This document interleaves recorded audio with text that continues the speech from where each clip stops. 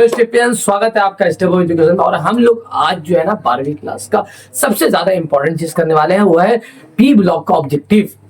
और जो 12th board के, चाहे सीबीएसई बोर्ड हो चाहे बिहार बोर्ड हो, उन सब के लिए ये आज डिस्कशन होगा। ठीक है, तो आप इस वीडियो को शेयर कर लीजिए और डाउनलोड कर लीजिए, और इसे आप जो ऑब्जेक्टिव है सबको याद कर लीजिए। और मैं ऑब्जेक्टिव के साथ ऑब्जेक्टिव को करते करते है ना सब्जेक्टिव भी इसी में डिस्कस कर दूंगा मैं। इसलिए चैनल को सब्सक्राइब भी कर लें और शेयर भी कर दें उन 12वीं क्लास वाले बच्चों के लिए जो 12वीं क्लास में इस बार बोर्ड देने वाले हैं, सीबीएसई बोर्ड या Bihar board. Very very objective discussion आज स्टार्ट होने वाला है, जो आपके स्क्रीन पे दिख रहा होगा। ठीक है बेटा, ऑल द बेस्ट, और इसको सेव कर लीजिए। है ना, स्टार्ट करते हैं आज के सेशन, है ना। Macron family 15 group elements 15 group objective level 2।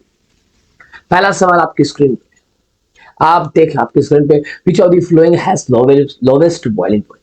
सबसे कम बॉइलिंग पॉइंट किसका होगा?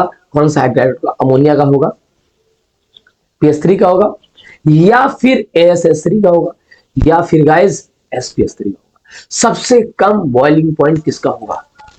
Give me the answer. 1 2 3 4 5 6 7 8 9 और टिक 9.5 10।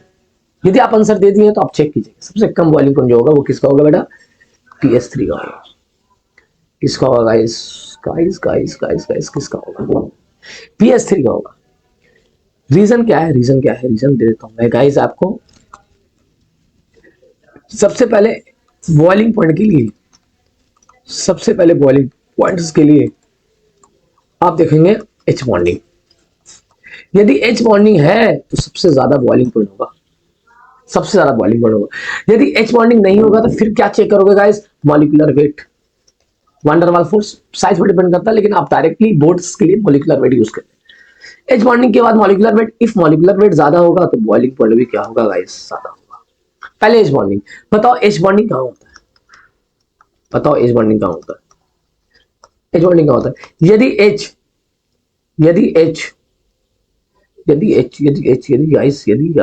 H दो फोन के बीच में फंस जाए बेटा,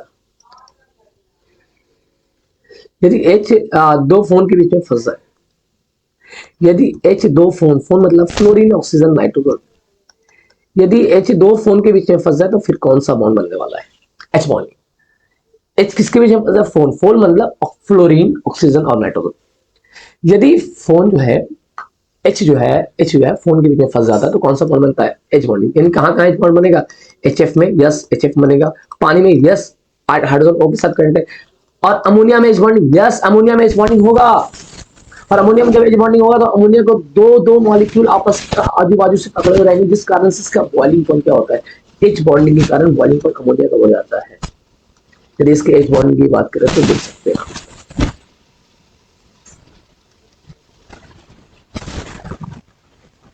देख ले आप, ये वाला H दो फोन के बीच में फंस गया है, N और N फोन है ये। यहाँ पर क्या बॉन्ड बने रहेगा? H bond.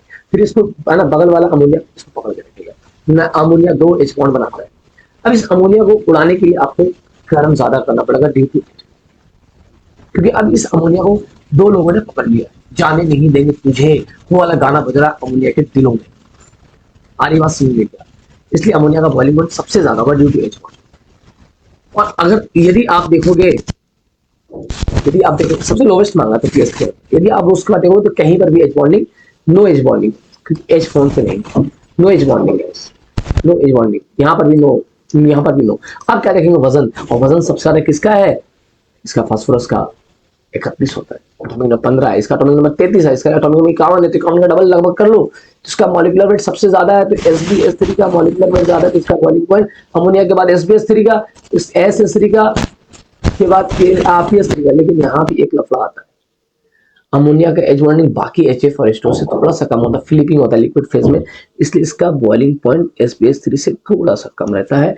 इसलिए PS3 ASS3 और उसके बाद अमोनिया, और सबसे ज्यादा यहाँ पर बॉइलिंग पॉइंट अगर किसी का है तो SPS3। फ्लिपिंग होता है बात की बात है, अमोनिया का थोड़ा सा बॉइलिंग पॉइंट ज्यादा होने के बाद थोड़ा सा पीछे आता है। सबसे ज्यादा बॉइलिंग पॉइंट अगर किसी का है तो SPS3। क्लियर है क्या? है ना। अगर ये समझ में आ रहा है तो चैनल को शेयर कर लीजिए। हाँ, मेल्टिंग पॉइंट में कोई है ना, कोई एक्सेप्शन नहीं है। मेल्टिंग पॉइंट ज्यादा ज्यादा ये जैसे ट्रेंड है वैसी है ये। अगर ये बात करें तो ये बॉइलिंग पॉइंट का तो ये ट्रेंड नहीं हो सकता है, क्योंकि थोड़ा सा SbS3 का ज्यादा हो जाता है। लेकिन अगर मेल्टिंग पॉइंट की बात करें तो ये वाला ट्रेंड ही सही है।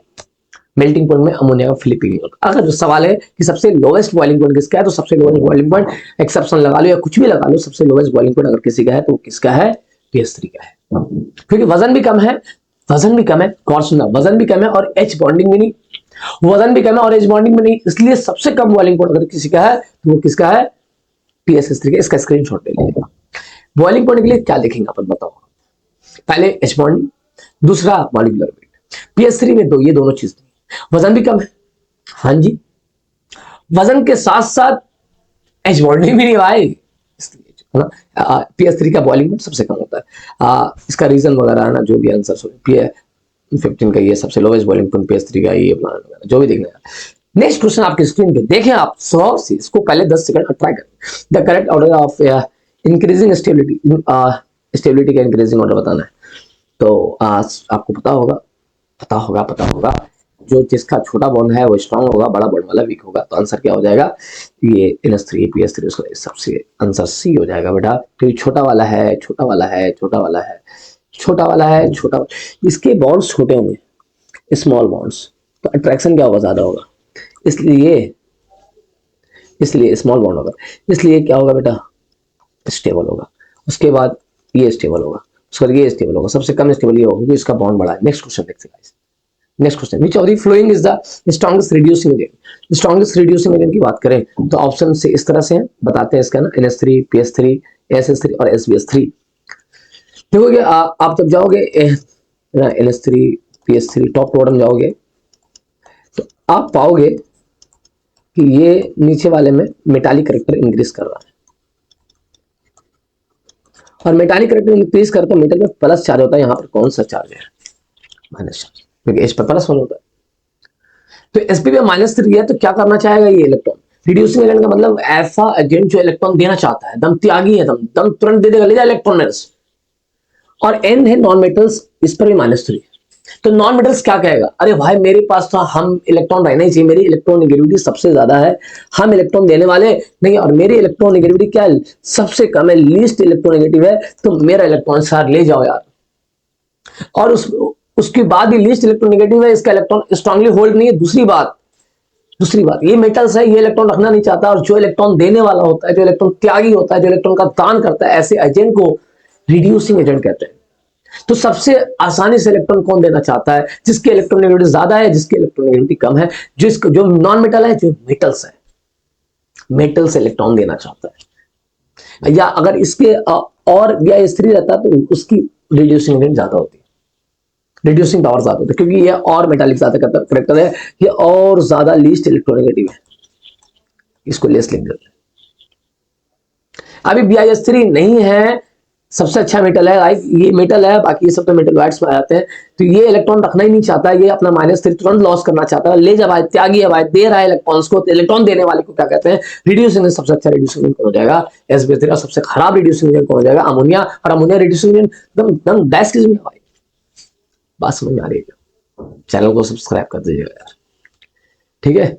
तो आंसर क्या हो जाएगा, रिड्यूसिंग पावर जो हो जाएगा टॉप टू बॉटम इंक्रीज करेगा। क्यों, टॉप टू बॉटम मेटल्स आ रहे हैं ना, मेटल्स से इलेक्ट्रॉन देना चाहता है, मेटल्स की इलेक्ट्रॉन नेगेटिविटी कम है ना, लूजली इलेक्ट्रॉन बॉन्ड है, लूजली इलेक्ट्रॉन होल्ड है, तो इलेक्ट्रॉन त्यागी है, इलेक्ट्रॉन का दानवीर है, इलेक्ट्रॉन देना चाहता है, तो इलेक्ट्रॉन देने वाले को रिड्यूसिंग एजेंट कहते हैं। तो सबसे अच्छे से इलेक्ट्रॉन कौन देगा, मेटल देगा भाई, मेटल पे माइनस अच्छा नहीं लगता भाई। Glacial phosphoric acid, metaphosphoric acid को कहते हैं यार, है ना, ये metaphosphoric HPO3, this is the metaphosphoric acid, ये है ना, ये पॉली साइक्लिक फॉर्म में एग्जिस्ट करता है, और N जो होगा वो 3, 4, 5, 6 इस तरह से, ये ट्राइमेटा, टेट्रामेटा, पेंटामेटा और हेक्सामेटा फॉस्फोरिक एसिड हो जाएगा। और यही ग्लेशियल फॉस्फोरिक एसिड है, ग्लेशियल फॉस्फोरिक एसिड इसे ही कहते हैं आप। तो आंसर क्या हो जाएगा, मेटाफॉस्फोरिक एसिड, है ना, ठीक है, ग्लासी सॉलिड बनाता है। एक tribasic acid with proxy bond. Tribasic का मतलब कितना H+ होना चाहिए, 3H+ होना चाहिए, और प्रॉक्सी बॉन्ड होना चाहिए। प्रॉक्सी बॉन्ड के लिए तो बता दें, इसके लिए प्रॉक्सी बॉन्ड के लिए, है ना, पहले आप एक बार ट्राई कर लो यार, ऑप्शन देख लो, है ना, पहले एक बार और ट्राई कर लो। मैं चाहता हूं आप एक बार ट्राई कर लो, ये दिस इज ऑप्शन, आप एक बार ट्राई कर लो, आप अपने तरीके से सोच लो, उसके बाद काशिफ सर का तरीका मजा आ जाए तो चैनल को सब शेयर कर लीजिएगा उस सारे बच्चों के लिए जो 12वीं क्लास में है। चलो एक बार ट्राई कर लो यार, ट्राई कर लिया आपने? 1 2 3 4 5 6 7 8 9 टिक, यदि ट्राई कर लिए हैं, यदि आपका आंसर आया तो इसका करेक्ट आंसर क्या होगा? S3PO5 होगा। प्रॉक्सी बॉन्ड्स के लिए फाइंड ऑक्सीडेशन स्टेट। यदि ऑक्सीडेशन स्टेट औकात से बाहर हो जाए, बाहर एकदम सेम टू सेम लिखना नोट्स में, शॉर्ट नोट्स में, यदि बाहर हो जाए, और डिस्कशन का एक अलग कॉपी बना लें क्योंकि अभी हम पूरा 12वीं क्लास डिस्कस करने वाले हैं, पूरा 12वीं क्लास डिस्कस करेंगे, इसलिए आप एक अलग से नोट्स ही बना लें। यदि ऑक्सीडेशन स्टेट औकात से बाहर हो जाए तो प्रॉक्सी लिंकेज होता है, ही है। यदि औकात से बाहर हो जाए तो प्रॉक्सी लिंकेज होता ही है भाई। तो औकात के बराबर ऑक्सीडेशन स्टेट कितना होता है? मैक्सिमम ऑक्सीडेशन स्टेट जो होता है वो वैलेंस इलेक्ट्रॉन के बराबर होता है। फास्फोरस, नाना, पापा, आंटी, सब बीमार, सबका वैलेंस इलेक्ट्रॉन 5, यानी मैक्सिमम फास्फोरस का +5 है।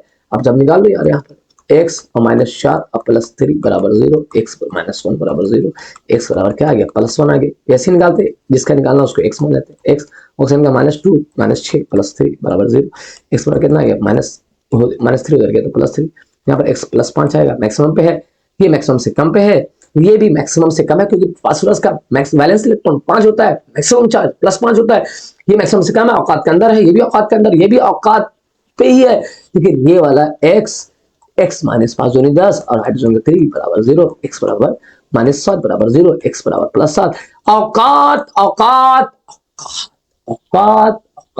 औकात से बाहर हो गया। यदि ऑक्सीडेशन स्टेट औकात से बाहर हो जाए तो उसमें कंफर्म है कौन सा लिंकेज होगा? प्रॉक्सी लिंकेज होगा। इस प्रॉक्सी आंसर क्या हो जाएगा? औकात से बाहर आ गया। इसका स्ट्रक्चर अगर बनाया, अगर हम एक बार स्क्रीनशॉट ले ले यार, एक बार स्क्रीनशॉट ले, उसको इरेज करेंगे अपन। अगर हम यहाँ पर ड्रॉ कर देते हैं यार, ये पहले फास्फोरस में पहले P डबल बॉन्ड बनाते हैं, उसके बाद 3H है तो 3OH आएगा, ठीक है। लेकिन अब प्रॉक्सी लिंकेज कहाँ पे डाल? यहाँ पे डाल नहीं सकते, डबल बॉन्ड ऑलरेडी है। यहाँ पर इसको बॉन्ड्स को तोड़ो, है ना, बॉन्ड्स को तोड़ो, और यहाँ पर आप क्या करो? H को हटा करके एक प्रॉक्सी लिंकेज लगाओ इस तरह से, और फिर H लगाओ। अभी भी बेसिसिटी 3 ही है क्योंकि O के साथ H है, लेकिन हाँ यहाँ पर कौन सा लिंकेज आ गया है दोस्तों? प्रॉक्सी लिंकेज आ गया है। यदि औकात से बाहर है तो प्रॉक्सी लिंकेज होगा। This is a structure. और एक बात बता दो, सभी का स्ट्रक्चर आपको आना चाहिए। सभी में पहले क्या बनाओगे? पहले क्या बनाओगे दोस्त? पहले क्या बनाओगे भाई?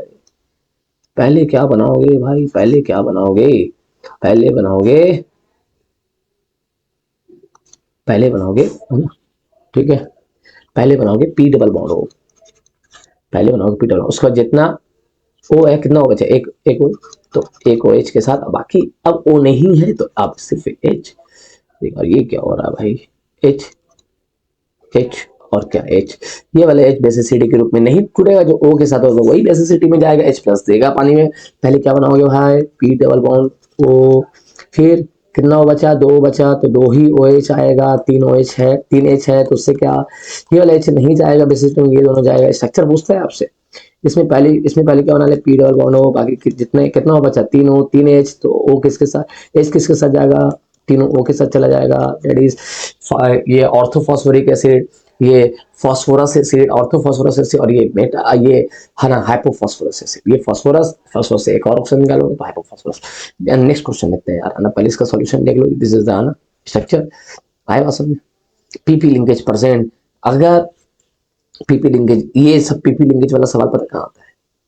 यहाँ पर सेंटर टर्म 1 से ज्यादा होता है, 1 से ज्यादा होता है, क्लियर है क्या?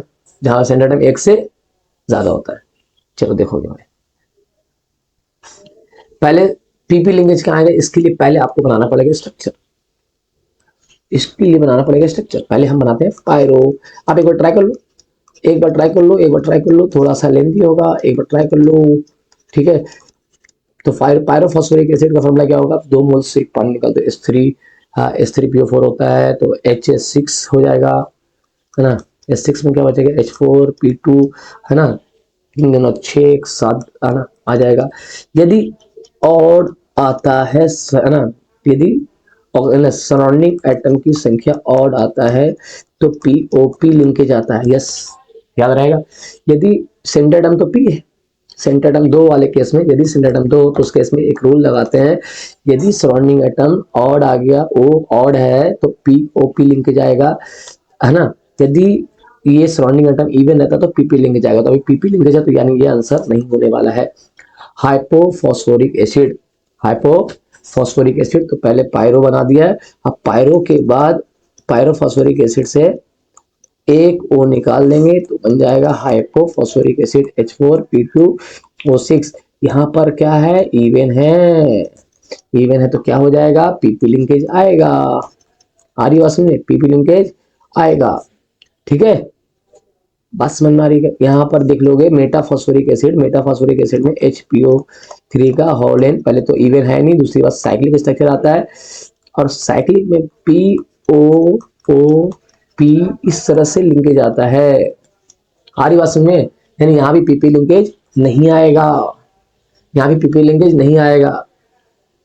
Proxy phosphoric acid, proxy phosphoric acid अभी मैंने दिखाया आपको, यहाँ पर अभी मैंने दिखाया आपको गाइस, अभी मैंने दिखाया इसके पिछले पेजेस में, जो H4 है ना H3P2O5 था, इसको प्रॉक्सी फॉस्फोरिक एसिड, बस है ना, फॉस्फोरिक एसिड में एक ऑक्सीजन जोड़ दो तो प्रॉक्सी फॉस्फोरिक एसिड, और इसमें ऑड है, सॉरी P2O5 नहीं यार, H3PO5, और इसमें एक ही पी है तो पीपी लिंकेज नहीं आएगा, तो आंसर क्या हो जाएगा, हाइपोफॉस्फोरिक एसिड। हाइपोफॉस्फोरिक एसिड कैसे बनाते हैं, पायरो से एक को निकाल दोगे तो हाइपोफॉस्फोरिक बनेगा, हाइपोफॉस्फोरस नहीं, हाइपोफॉस्फोरिक बनाने का ये तरीका है, फॉस्फोरस बनाने का सिंपल तरीका है, ये हाइपोइक है, और हाइपोइक बनता है पायरो से एक को निकाल दो, ठीक है।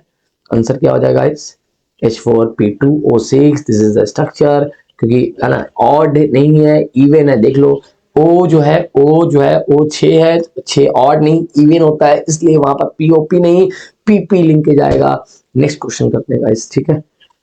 Dipole moment of the hydride of group 15, dipole moment तो सिंपल सी बात है भाई, है ना, जितनी इलेक्ट्रोनेगेटिविटी का डिफरेंस होगा डायपोल मोमेंट ज्यादा हो जाएगा भाई, बात समझ में आई क्या। तो सबसे ज्यादा NH3 का होगा, उसके बाद PS3, उसके बाद SS3, तो आंसर क्या हो जाएगा, सिंपल है, NH3 PS3 SS3 SBS3 PS3। Dipole moment decrease due to the decrease in electronegativity difference, यहाँ इलेक्ट्रोनेगेटिविटी का डिफरेंस ज्यादा है ना, तो यहाँ पर चार्जेस ज्यादा आएंगे, जितनी ज्यादा चार्जेस आएंगे डायपोल क्या होगा, ज्यादा हो जाएगा। उसका इसमें जैसे जैसे नीचे जाते हैं इलेक्ट्रोनेगेटिविटी घटते जाता है तो डिफरेंस भी घटते जाता है, जिस कारण से डायपोल भी घटते जाता है। और अमोनिया के डायपोल की बात करें तो इस तरह से शेप होगा, है ना, और ये लोन का डायपोल कहाँ जाएगा, ऊपर, और इन दोनों में इलेक्ट्रोनेगेटिव N का ज्यादा, तो इसका भी डायपोल, इन चारों का डायपोल सपोर्टिव है, ऊपर ही जाएगा, हाँ कि ना। लेकिन एक सवाल आता है NF3, एक सवाल आता है कि NH3 का डायपोल जो है ज्यादा होता है NF3 से, वाई, तो आप why dipole moment is high,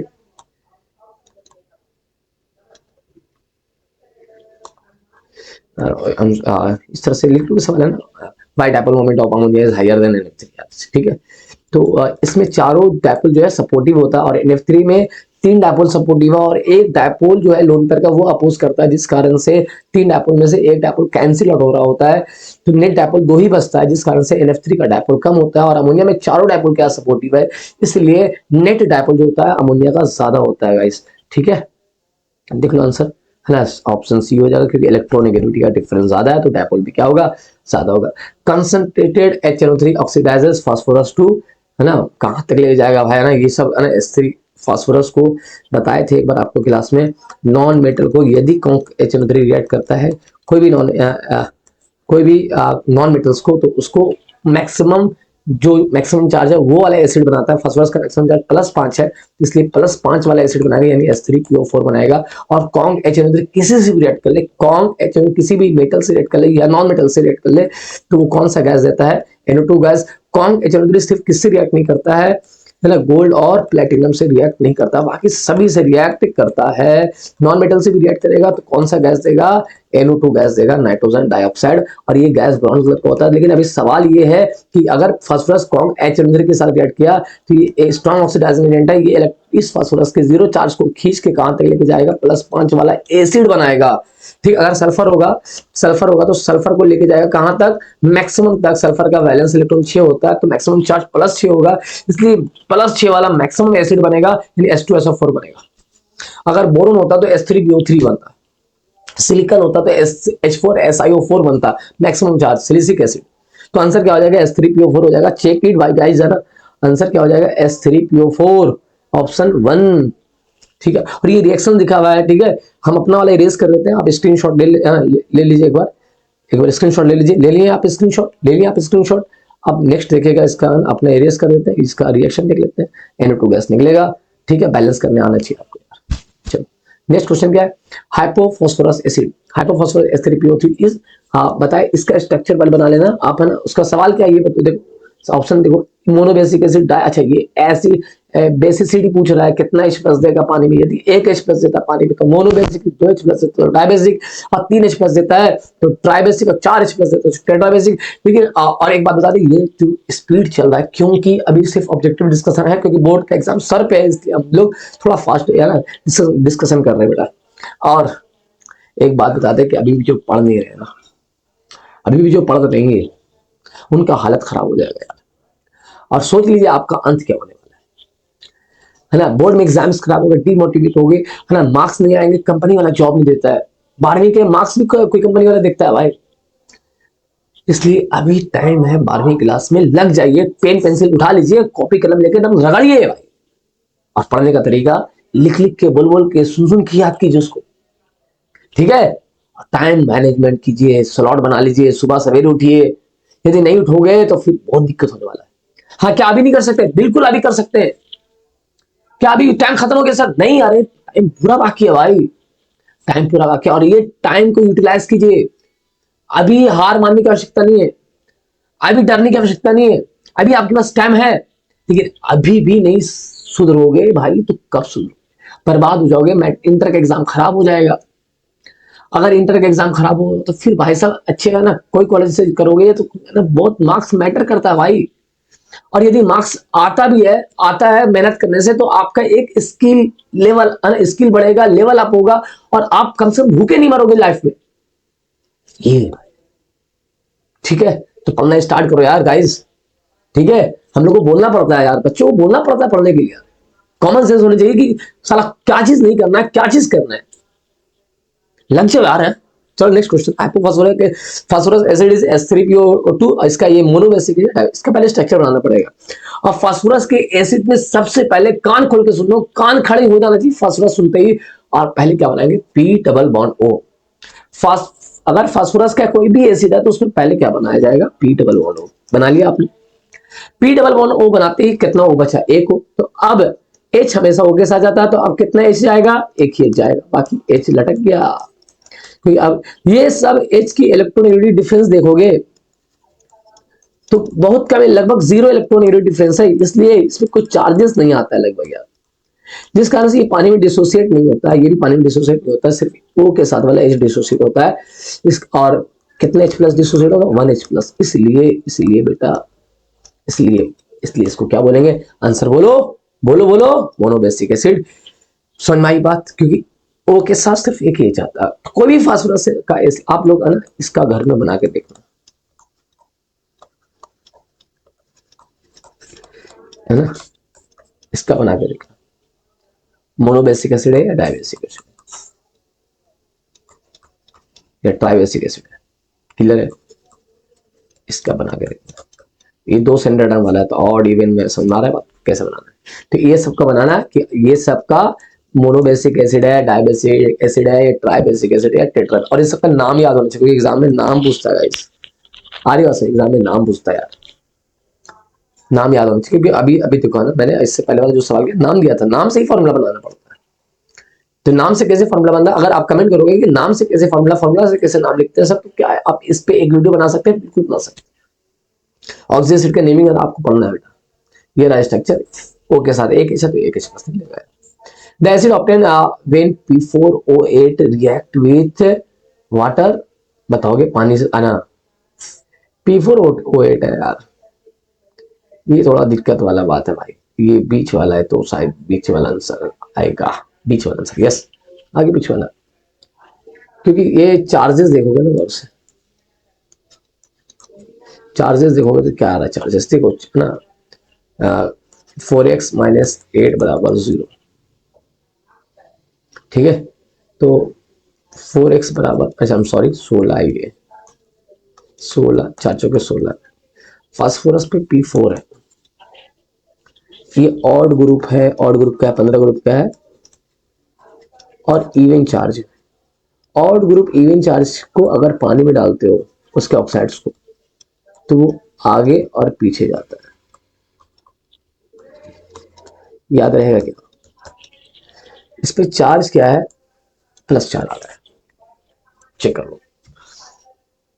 odd group पे इवन चार्ज, ये याद रखना यार भाई, ऑड ग्रुप पे इवन चार्ज आ जाए और उसका ऑक्साइड हो तो उसको पानी डालने से वो कहां जाता है, आगे पीछे, यानी डिस्प्रोपोर्शनेट होता है, आगे पीछे जाने को डिस्प्रोपोर्शनेट कहते हैं, पीछे जाएगा यानी उसका चार्ज घटेगा भी और चार्ज बढ़ेगा, फास्फोरस का, तो फास्फोरस पीछे जाएगा तो कहां जाएगा बताओ, आगे जाएगा तो +5 में जाएगा और पीछे जाएगा तो +3, और +5 वाला एसिड क्या है, S3PO4, और +3 वाला एसिड ये, तो यानी आंसर क्या होगा, both 2 and 3।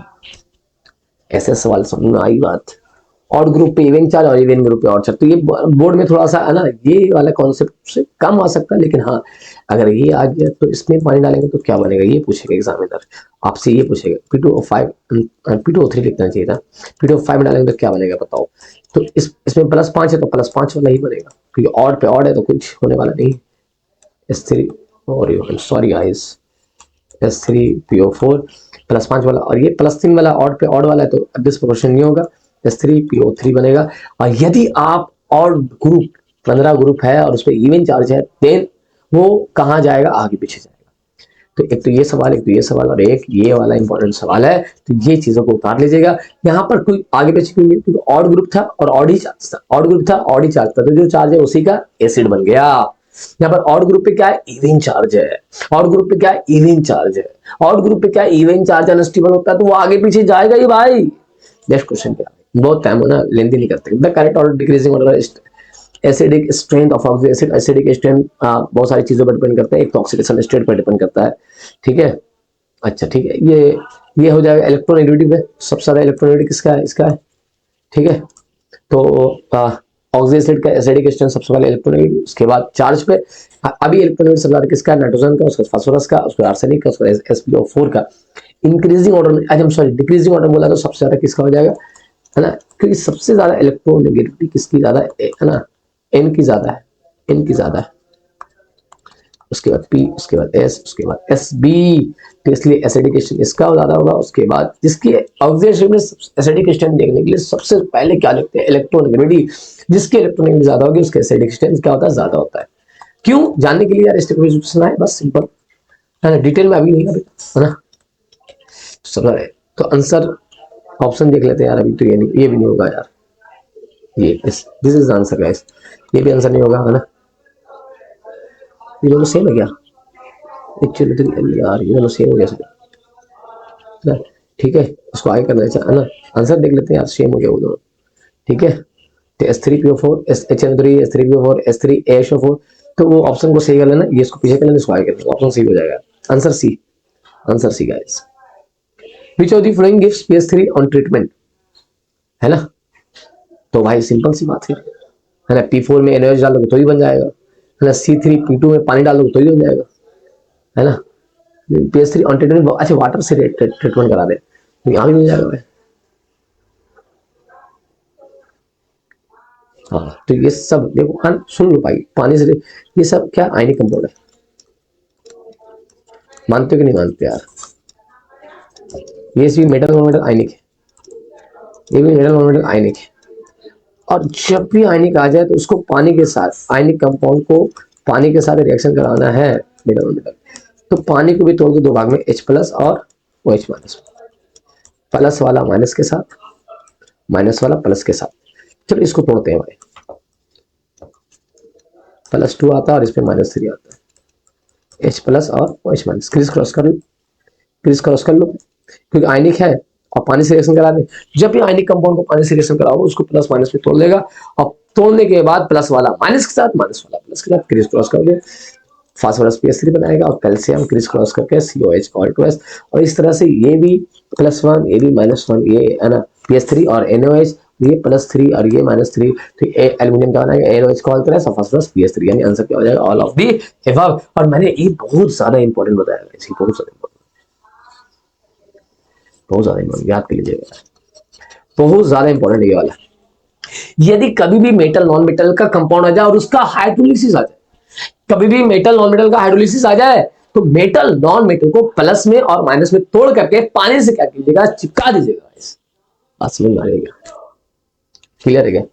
Metal non metal plus minus में तोड़ दीजिएगा, पानी को दो भाग में, H प्लस और OH माइनस, प्लस वाला माइनस वाला प्लस का। फिर से एक बार सुनिएगा, यदि मेटल नॉन मेटल यानी आयनिक कंपाउंड का हाइड्रोलिसिस आया, तो आयनिक कंपाउंड को प्लस में और माइनस में तोड़ लीजिएगा, और पानी को भी दो भाग में, H प्लस में और OH माइनस में तोड़ लीजिएगा।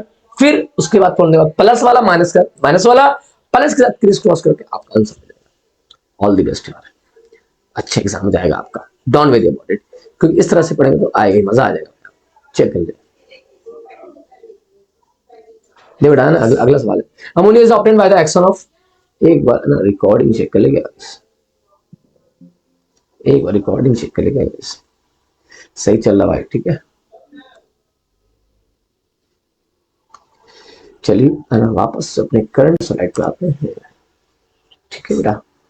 Ammonia is obtained by the action of H2, ammonia is obtained by the action of H2 on, हाँ कैसे बनेगा यार अमोनिया, कैसे बनेगा? यहां से तो यूरिया बन जाता है, Mg3N2, अमोनिया बनाना है, ठीक, बताओ क्या बनेगा? यहां से भी निकल जाएगा, ये यहां से भी बन जाएगा, ठीक है। यहां से पानी डालने से क्या होता है? यहां से तो यूरिया बनता है, यहां से तो यूरिया बनता है, यूरिया से अमोनिया बना सकते हैं, तो ऑल ऑफ दी अबव हो जाएगा भाई, ऑल ऑफ दी अबव हो जाएगा, ऑल ऑफ दी अबव होगा। अमोनिया सभी से बनता है भाई, इसको नाइट्रोलिन बनती है, यहाँ से बनेगा, और यहाँ भी प्लस माइनस टूट जाएगा, -3 में +3 में, यहाँ से बनेगा, पानी में भाई प्लस माइनस डाल दो यार, बन जाएगा। क्लियर है क्या? चेक कर लो। Liquid ammonia is used to refrigerate because it's high vapour सोना, इट्स हाई, ये सही आंसर है, हाई हीट ऑफ वेपोराइजेशन, है ना, स्टेबिलिटी ना, ये सब कोई रीजन नहीं है दोस्त, एनर्जी चेंज का रीजन है, तुरंत बहुत ज्यादा है ना वेपोराइजेशन तुरंत हो जाता है, इसलिए ये इसका यूज करते हैं रेफ्रिजरेंट के रूप में। ठंडा बहुत होता है यार, ठंडा बहुत होता है भाई। आंसर क्या हो जाएगा, है ना, high heat of vaporization, high energy change, है ना, high heat of vaporization of ammonia is due to H bonding, H bonding होता है भाई, उड़ने नहीं देता है, हाई सॉल्युबिलिटी पोलर नेचर नहीं, H बॉन्डिंग भाई, high heat of evaporation due to H bonding, ammonia is high heat of evaporation due to H bonding, on adding excess of ammonia है ना NH4OH and CuSO4। तो दो चीजें बता देता हूं मैं, एक्सेस बोला है ना, NH3 एक्सेस लिखो, इसी NH3 को पानी में NH4OH लिखते हैं, यदि एक्सेस है तो बताए तो याद है डी ब्लॉक वाला है, ये डी ब्लॉक वाला अमोनिया लाइगेंड सी डोनर लाइगेंड और एन डोनर लाइगेंड के साथ कॉम्प्लेक्स बनाता है, पी ब्लॉक वाला कॉम्प्लेक्स अमोनिया सी डोनर और एन डोनर के साथ कॉम्प्लेक्स नहीं बनाता है। तो डी ब्लॉक वाला किसके साथ? अच्छा वाला अच्छे के साथ, है ना, खराब वाला खराब के साथ, याद है hard soft acid base theory, जो जैसा वैसा के साथ कॉम्प्लेक्स बनाएगा। पी ब्लॉक वाला सी और एन को छोड़ के बाकी सबके साथ कॉम्प्लेक्स बनाने की कोशिश करेगा, लेकिन डी ब्लॉक वाला किसके साथ कॉम्प्लेक्स बनाएगा? सी और एन डोनर। तो ये कॉपर डी ब्लॉक का है, अमोनिया एन डोनर है, तो कॉम्प्लेक्स बनेगा या नहीं बनेगा? यस बनेगा। यहाँ पर स्यूडजर सॉल्ट बनेगा, कॉपर का +2 में कोऑर्डिनेशन में कितना होगा कॉपर का 4, CnH3 का होल 4, और यहाँ पर प्लस चार्ज +2 है, यहाँ पर 0, तो ओवरऑल +2 को न्यूट्रलाइज करने के लिए आएगा सल्फेट, बनेगा स्यूडजर सॉल्ट, डीप ब्लू कलर का होता है, deep blue. Very very important action, very important action, very important action. क्या बनेगा? To get blue PPT of ना, अगर आप लिमिटेड में लेते तो ये बनता, लेकिन लिमिटेड में नहीं है। एक्सेस में deep blue solution due to complex ion, yes सही बात है। फेलिंग सॉल्यूशन ना, आंसर क्या हो जाएगा? Deep blue solution due to, ठीक है देखो प्लस 2 को न्यूट्रलाइज कौन करेगा, SO4 -2। HCl dissolve in NH4 due to formation of complex, भाई कॉम्प्लेक्स डी ब्लॉक है ना, कॉम्प्लेक्स बना लेता है, yes Tollens agent, Tollens agent इसे भी बोलते हैं और इसे भी बोलते हैं, लेकिन है ना मोस्टली इसे ही बोलते हैं। आंसर क्या, सॉल्युबल कॉम्प्लेक्स बना लेता है, डी ब्लॉक वाला एंड होने के साथ कॉम्प्लेक्स बनाता है, सॉल्युबल कॉम्प्लेक्स, इसलिए क्या होता है, डिसॉल्व हो जाता है। HCl वाइट पीपीटी, लेकिन HBr डिसॉल्व नहीं होगा अमोनिया में। Which of the following acid causes oxidising है ना, reducing and complex forming properties है ना, which of the following acid causes है ना, ये कौन सा है भाई, कौन सा है, causes oxidising reducing and complex forming properties है ना, ऑक्सीडाइजिंग रिड्यूसिंग है ना, तो क्या हो जाएगा भाई, क्या हो जाएगा, क्योंकि ऑक्सीडाइजिंग और रिड्यूसिंग दोनों ये सब, ये मैक्सिमम वाला तो नहीं होगा, मैक्सिमम वाला तो नहीं होगा, ये मिनिमम वाला भी नहीं होगा, ऑक्सीडाइजिंग रिड्यूसिंग दोनों है, तो ये ऑक्सीडाइजिंग रिड्यूसिंग कौन हो जाएगा, जो चार्ज बीच वाला चार्ज है, यानी आंसर क्या हो जाएगा, डी। ठीक है, बीच वाला चार्ज, क्योंकि ऑक्सीडाइजिंग रिड्यूसिंग और कॉम्प्लेक्स तीनों चीज बोल रहा है, तो बीच वाला चार्ज, क्योंकि मैक्सिमम वाला तो ऑक्सीडाइजिंग नहीं होता है, ये भी ऑक्सीडाइजिंग, और मिनिमम वाला रिड्यूसिंग नहीं होता, तो कौन चार्ज वाला ऑक्सीडाइजिंग रिड्यूसिंग दोनों होगा, बताओ कौन दोनों होगा, बीच वाला जो चार्ज होगा वो दोनों होगा, ऑक्सीडाइजिंग और रिड्यूसिंग दोनों। लिखा हुआ भी है, B intermediate oxidation state, intermediate oxidation state वाला ऑक्सीडाइजिंग रिड्यूसिंग दोनों होता है। हमारी बात समझे, the acid gives phosphine PH3 on heating. ठीक है, तो इसी को गर्म कर लो भाई, लोअर चार्ज वाले को। I'm sorry guys, I'm sorry guys, I'm sorry guys, I am sorry guys, so दोस्तों है ना, है ना, लोअर चार्ज वाले को है ना हीटिंग करोगे तो मैक्सिमम तक जाता है और लोअर पे जाता है PH3 पे, -3 पे। ठीक है, मैक्सिमम से कम वाले को हीटिंग करोगे तो, मैक्सिमम से कम वाले को हीटिंग करोगे तो क्या होगा, हायर में जाएगा, नहीं आगे जाएगा और पीछे जाएगा। मैक्सिमम से कम वाले को हीटिंग करोगे, ये मैक्सिमम से कम है, चार्ज देख लो, चार्ज देख लो, +3 है, +5 होता है। मैक्सिमम से कम वाले को, मैक्सिमम से कम वाले ऑक्सी एसिड को है ना, oxy acid having less than maximum oxidation state वाले को हीट करोगे तो कहां जाएगा, मैक्सिमम वाले, मैक्सिमम एसिड पे जाएगा और मिनिमम चार्ज पे जाएगा, वो मिनिमम चार्ज यानी -3, यानी क्या बनाएगा, PH3। तो देख लो, तो SPO3 मेटा ये दोनों भाई साहब, H4P2, आंसर क्या हो जाएगा, ये मैक्सिमम चार्ज पे, देख लो, चेक इट मैक्सिमम चार्ज पे, ये भी मैक्सिमम चार्ज पे, चेक इट, ये भी मैक्सिमम चार्ज पे। मैक्सिमम से कम वाले को हीट करते हैं तो कहां जाता है, मैक्सिमम हीट करोगे तो एक डिस्प्रोपोर्शनेट होता है, आगे जाएगा और पीछे जाएगा। आगे कहां जाएगा, क्योंकि बीच वाला चार्ज होता है अनस्टेबल होता है, तो आगे कहां जाएगा, मैक्सिमम पे S3PO4, और पीछे कहां जाएगा, मिनिमम पे, दैट इज PS3। ठीक है, तो आगे ये सेकंड लास्ट क्वेश्चन है और आज का है ना, एक लास्ट क्वेश्चन जिसका देखेंगे 20 नंबर, देख लो, हीट करोगे तो कहां जाएगा, एक आगे जाएगा, मैक्सिमम से कम वाले ऑक्सीडेशन स्टेट वाले ऑक्सीजन स्टेट को गर्म करोगे तो कहां जाएगा, बताओ, मैक्सिमम चार्ज पे जाएगा और कहां जाएगा, पीछे, क्योंकि बीच वाला जो चार्ज होता है वो अनस्टेबल होता है, हीट करने से कहां जाएगा, आगे और पीछे। बीच वाला चार्ज अनस्टेबल होता है, हीट करने से कहां जाएगा, आगे और पीछे। यानी अगर ऑक्सी एसिड का charge, heating effect of oxy acid पढ़ना है, यदि ऑक्सी एसिड का चार्ज मैक्सिमम से कम है और उसको हीट कर रहे हैं, मैक्सिमम से कम वाले ऑक्सीडेशन स्टेट वाले ऑक्सी एसिड को हीट कर रहे हैं, तो वो कहां जाएगा, आगे, सबसे आगे मैक्सिमम पे और सबसे मिनिमम पे जाएगा, डिस्प्रोपोर्शनेट हो गया। Phosphoric acid on heating 555 H3PO4 को हीटिंग करोगे तो है ना, ये मेटा फॉस्फोरिक एसिड मिलेगा भाई। ठीक है, मेटा, आई एम सॉरी, अच्छा, ये 525 केल्विन है, इसको याद करना पड़ेगा यार बेटा। ठीक है, तो क्या बनेगा, H3PO4 को हीट करोगे, 2 मोल लेके 1 मोल पानी निकाल दोगे तो पायरोफॉस्फोरिक एसिड, पायरोफॉस्फोरिक, इसको जब हीट करेंगे तो बनता है बेटा, आई एम सॉरी गाइस, पहले ये बनेगा फॉस्फोरिक एसिड, याद रहेगा, पायरोफॉस्फोरिक एसिड। तो ये डेटा याद रखना, 525 थोड़ा सा, इसके बाद हीट करेंगे तो क्या बनता है, मेटा बनता है। तो आपको सेशन समझ में आया होगा, मजेदार लगा होगा, और आप चैनल को शेयर कर दीजिए और सब्सक्राइब कर दीजिए। क्लियर है क्या, और 12वीं क्लास सबको शेयर कर दीजिएगा। All the best of luck, मिलते हैं कल। Thank you. एक नए सेशन के साथ कल वापस से एक वीडियो वापस से लॉन्च करेंगे अपन, कौन सा, डिस्कशन का, यही ऑब्जेक्टिव को डिस्कस करेंगे अपन। और याद करते जाइए इसे, और कहीं भी डॉट आता है तो आप ना मेरा कॉन्टेक्ट नंबर लिख लीजिए। ठीक है, 9693643519 इस पे कॉल कीजिए, 9693643519 इस पे कॉल कीजिए, आप अपने व्हाट्सएप पे क्वेश्चन भेजिए, जो दिक्कत आती है मैं बताऊंगा उसे, ठीक है। कभी भी और स्टेबल एजुकेशन का ऑफलाइन का जो एड्रेस है वो सिखाना कला है, अंबेडकर का, व्याशीष नालंदा, आप वहां पर भी आ सकते हैं और 12वीं क्लास में किसी भी टाइम कोई बच्चे आना आके डायरेक्ट पूछ सकते हैं हम लोग उसे कैसे मैथ पढ़ाते हैं और हम केमिस्ट्री पढ़ाते हैं, ठीक है। आ सकते बेटा ना, ऑल दी बेस्ट, ठीक है। डरना नहीं, आना, जो भी दिक्कत होगा बताना मुझे, ठीक है। मिलते हैं बेटा कल, थैंक यू।